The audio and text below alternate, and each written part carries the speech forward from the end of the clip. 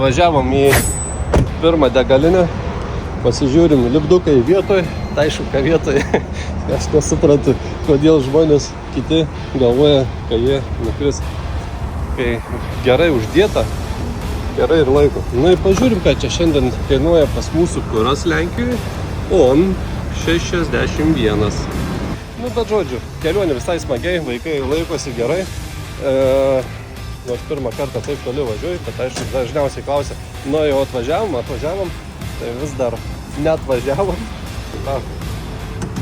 Pak. O vaikam tai grinai McDonald's, sakė, reikia, kad būtų prie degalinių pas mūsų irgi. Nu, pažiūrėkit. Nu, matot? Biški mašina apsipurvina, o po jo nėra purva. Puikiai laiko. Puikiai.